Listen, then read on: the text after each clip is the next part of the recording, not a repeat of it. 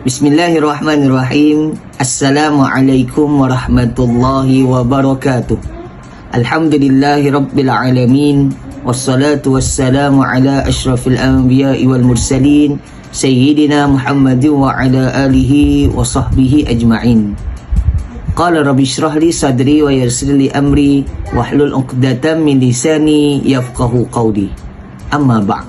Yang saya muliakan lagi saya hormati Dr. Muhammad Sobri bin Faisal, pensyarah bagi subjek Tarikh Tasyrik pada SEM kali ini.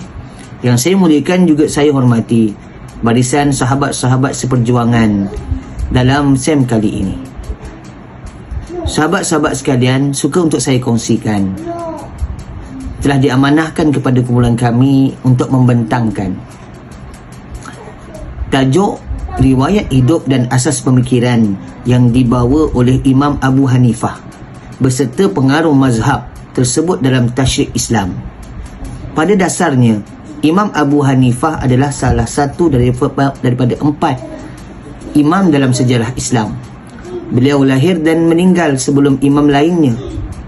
Maka Imam Abu Hanifah adalah seorang yang sangat berjiwa besar. Dalam erti kata lain, seseorang yang sukses dalam hidupnya. Beliau adalah orang yang bijak dalam bidang ilmu pengetahuan dan mengambil keputusan yang tepat atas masalah atau peristiwa yang dihadapinya. Oleh kerana beliau ini berakhlak mulia, beliau dapat menjalinkan hubungan rapat dengan pegawai kerajaan dan mendapat kedudukan yang sangat baik dalam masyarakat pada ketika itu. Sehingga kan beliau menerima gelaran Imam Agung atau pemimpin yang hebat. Mazhab beliau tersebar dengan meluas di negara Iraq, Mesir, India, Syam, Turkistan, Afghanistan, Brazil, China dan negara-negara yang lain. Maka Imam Abu Hanifah ini adalah seorang pakar perundangan Islam yang terkenal di Iraq, sehingga diangkat menjadi ketua kumpulan cendekiawan ahli ra'yi. Beliau dikagumi pada ketika itu, dan ada yang menyatakan beliau merupakan seorang pakar Islam. Maka dalam makalah ini, maka ahli kumpulan kami akan sama-sama membincangkan dan berkongsi tentang ketokohan, riwayat hidup dan asas pemikiran yang dibawa oleh Imam Abu Hanifah beserta pengaruh mazhabnya dalam tasyrik Islam. Ini adalah penting bagi kita untuk sama-sama menyelosori dan meneliti sumbangan ketokohan seorang imam yang diangkat di antara cendekiawan 4 mazhab yang kita pelajari. Mudah-mudahan Allah Subhanahu wa taala memberikan keterangan, meluaskan pemikiran untuk sama-sama kita menuntut ilmu agar kita dapat sama-sama mengambil ibrah dan pengajaran daripada apa yang telah kita kongsikan, insya-Allah. Sekian, terima kasih, itu saja daripada saya. Manaqib Imam Abu Hanifah. Nama sebenar Imam Abu Hanifah adalah Al-Nu'man bin Thabit bin Zutai At-Taimi Al-Kufi, dan beliau lahir semasa pemerintahan Khalifah Abdul Malik bin Marwan. Ketika itu, beliau lahir di Kufah pada tahun 80 Hijrah. Kemudian beliau meninggal dunia pada tahun 150 Hijrah di Baghdad, dan ketika itu beliau berumur 70 tahun. Pekerjaan beliau adalah merupakan peniaga kain tenunan bulu dan sutera, mewarisi ayahnya sebelum beralih ke pengajian ilmu. Keturunan Imam Abu Hanifah adalah keturunan yang berdarah Parsi. Beliau menuntut ilmu melalui pelbagai aspek dan memperoleh ramai guru. Melalui aspek ilmu perniagaan, beliau menuntut bersama ayahnya. Melalui aspek ilmu fiqh, beliau menuntut ilmu dengan Hamad bin Sulaiman, anak murid kepada Ibrahim Al-Nakhai, yang merupakan seorang tabi'in yang menuruti dan mengikuti aliran fiqh Ibnu Mas'ud. Manakala ilmu hadis pula, beliau menuntut ilmu bersama dengan beberapa orang guru, iaitu Atiyah Al-Aufi, Abdul Ar-Rahman Al-Hurmus, Ikrimah, Nafi', Amr bin Dinar, Qatadah bin Diyamah, Abu Zubair, Abu Ja'far Muhammad. Manaqib Imam Abu Hanifah yang terbahagi kepada 3. Yang pertama, anak muridnya ramai. Yang kedua, kitab yang pernah ditulis oleh Imam Abu Hanifah. Yang ketiga, kitab fiqh yang ditulis muridnya. Yang pertama, anak muridnya ramai, iaitu Abu Yusuf Al-Qadi, Muhammad bin Hasan Al-Syabani, Zufa bin Al-Huzail, Hasan bin Ziyad, Ahmad bin Abu Hanifah, Nuh bin Abu Maryam, dan juga 100 perawi yang mengambil hadis darinya. Yang kedua, kitab yang pernah ditulis iaitu Ilmu Kalam dan Dakwah. Ilmu Kalam namanya ialah Al-Fiqh Al-Akbar, Dakwah Al-Alim wal Muta'alim. Akhir sekali, kitab fiqh Imam Abu Hanifah yang ditulis oleh muridnya. Yang pertama, namanya ialah Abu Yusuf Al-Qadi, kitab Al-Athar, Ikhtilaf Baina Abi Hanifah wa Bani Abi Laila, Ar-Radu ala Siya Al-Auza'i, dan juga Al-Haraj.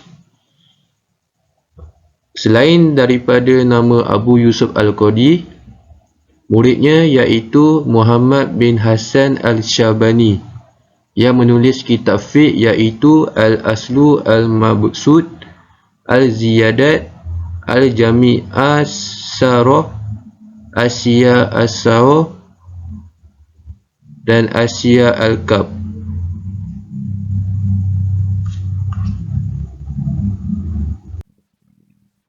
Imam Abu Hanifah, ketokohannya sangatlah dikenali ramai, sangat masyhur. Sejak daripada kecil lagi, Imam Abu Hanifah terkenal dengan kisah yang banyak diceritakan dalam kitab-kitab tauhid dan juga kitab akidah, iaitu beliau yang mentadbir mimpi gurunya Hammad berkenaan dengan perdebatan dengan seorang etis ataupun ad-dahriyun. Imam Abu Hanifah lebih dikenali sebagai seorang peniaga, banyak mengambil ilmu perniagaan daripada ayahnya. Maka kemudian dia rajin berulang-alik dari Kufah ke Basrah, Iraq, untuk belajar ilmu kalam dan ilmu falsafah sehingga mahir.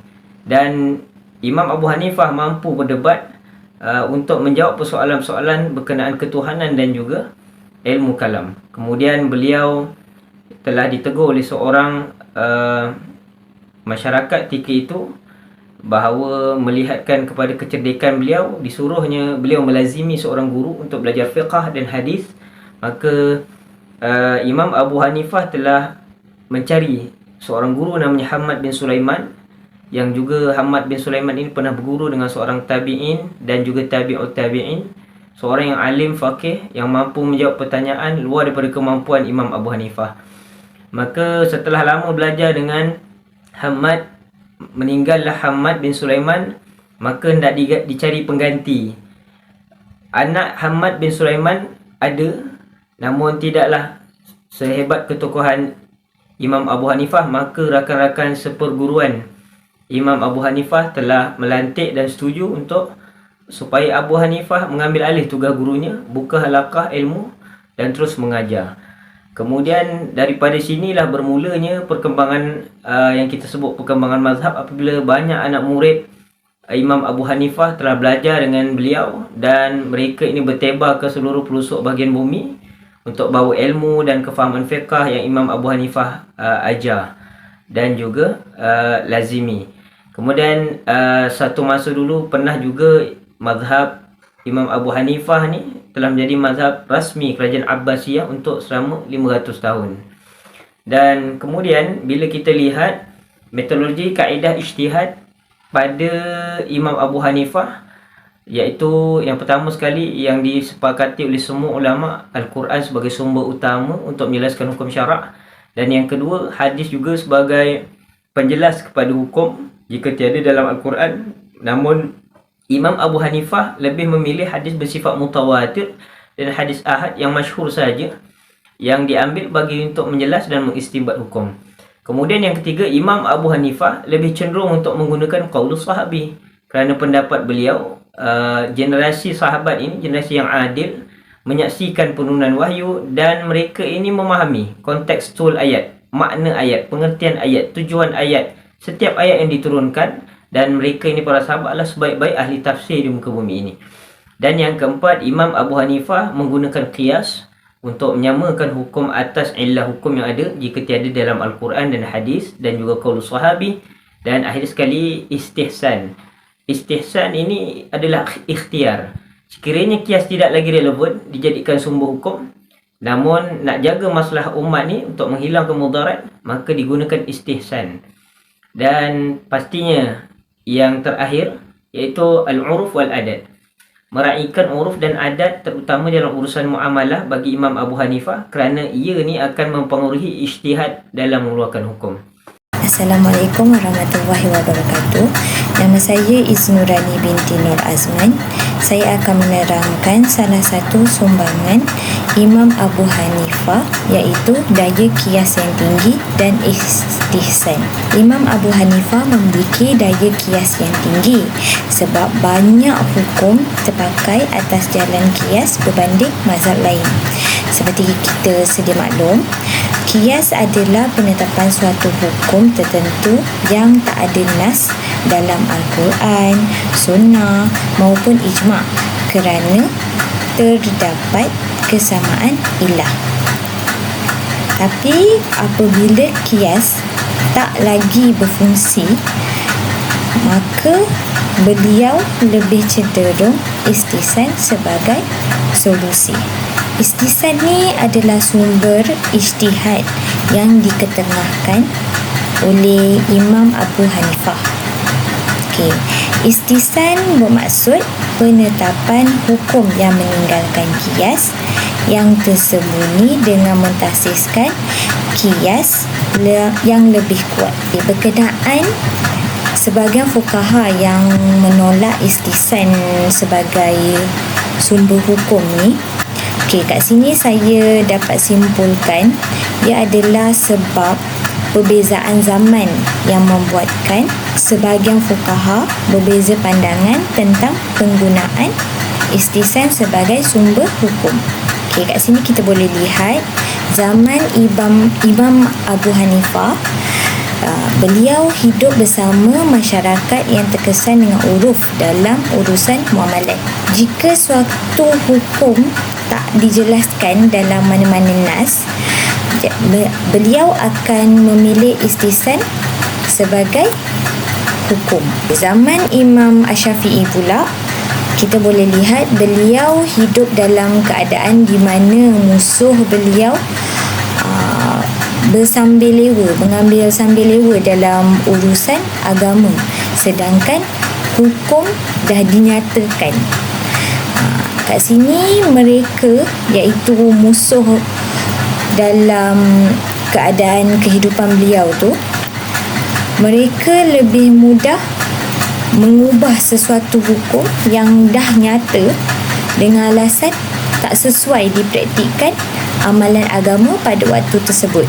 Jadi secara kesimpulannya, metod pemikiran Imam Abu Hanifah adalah menggunakan qiyas atau istihsan jika tidak terdapat nas, dan Imam Abu Hanifah hanya mengambil yang lebih tepat di antara qiyas dan istihsan. Untuk sebahagian fuqaha yang menolak istihsan sebagai sumber hukum, ini kerana sebenarnya mereka menyalah tafsir apa yang dimaksudkan istihsan oleh Imam Asy-Syafi'i, dan mereka juga tak memahami istilah istihsan yang digunakan oleh Imam Abu Hanifah. Mengikut mazhab Syafi'i, bersentuhan antara lelaki dan perempuan yang bukan mahram dengan tidak berlapik adalah membatalkan wudu. Tapi semasa bertawaf, Ketika manusia bercampur lelaki dan perempuan, kemungkinan untuk batal wuduk dengan sebab ini adalah besar. Namun, telah difatwakan kebolehan mengikut mazhab Hambali dalam perkara ini yang berpendapat wuduk ini tidak batal demi tidak memberatkan jemaah haji dan umrah. Mengikut mazhab Syafi'i, tidak boleh membayar zakat fitrah dengan menggunakan wang. Kerana apa yang dituntut adalah dengan menggunakan makanan asasi seperti beras, gandum dan tamar. Tetapi apa yang diamalkan di Malaysia dengan meluasnya di setiap negeri ialah kebolehan membayar zakat fitrah dengan wang ini adalah dengan mengambil pendapat mazhab Hanafi yang membolehkan membayar zakat fitrah dengan nilai makanan asasi itu. Mengikut mazhab Syafi'i, sesuatu yang najis tidak boleh diperniagakan dan tidak sah jual belinya. Mengikut mazhab Hanafi, najis haiwan yang digunakan untuk tujuan yang berfaedah boleh dijual beli. Di Malaysia, jual beli najis haiwan sebagai baja tanaman adalah suatu yang diterima dan diamalkan sekalipun ia menyalahi mazhab Syafi'i itu sendiri. Mengikut mazhab Syafi'i, harta yang diperolehi hasil kutipan zakat fitrah tidak boleh disalurkan kepada selain asnaf yang 8 itu. Membina masjid tidak termasuk di dalam 8 golongan ini mengikut mazhab Syafi'i. Tetapi, mengikut mazhab Hanafi, ia termasuk di dalam golongan fi sabilillah. Mengikut mazhab Syafi'i, muamalah seperti ini tidak sah dan batal kerana ia termasuk di dalam jual beli benda yang tidak wujud. Namun, mengikut mazhab Hanafi, hak milik yang bukan zat boleh diperniagakan. Pendapat inilah yang diterima di Malaysia demi menjaga kemaslahatan umum dan meraihkan bentuk perniagaan moden. Baiklah, kita pergi pada aliran hadis Deobandi. Aliran hadis Deobandi ini merupakan salah satu sistem pengajian hadis yang berfokus mengikut pemahaman hadis Nabi Muhammad SAW. Aliran hadis ini mula bertapak di Darul Ulum Deoband, India, yang mula diwujudkan pada tahun 1867 oleh sekumpulan ulama Muslim yang memegang kuat pada akidah Ahlussunnah wal Jamaah yang bermazhab Hanafi. Aliran ini juga tidak menolak aliran tasawuf dan juga tarikat yang diterima oleh para ulama mutabar dalam Ahlussunnah wal Jamaah. Antara salah satu faktor dan juga sebab yang menyebabkan kesesuaian dan juga kesepadanan mazhab dalam kalangan mereka yang asalnya duduk di benua India itu ialah dari segi penerimaan dan juga kesetaraan kaedah ataupun metodologi hukum mazhab Hanafi yang meraihkan uruf dan adat dalam pelaksanaan hukum. Dan apabila kita amati dan juga perhatikan mereka dan juga masyarakat yang hidup di kawasan India tersebut, mereka lebih terkesan dengan uruf dalam urusan muamalat sesama masyarakat pada zaman penjajahan British di India dahulu. Dan sekiranya suatu hukum itu tidak ada dijelaskan pada mana-mana nas, maka ulama Deobandi ini akan memilih ihtisan yang bertapakkan uruf setempat.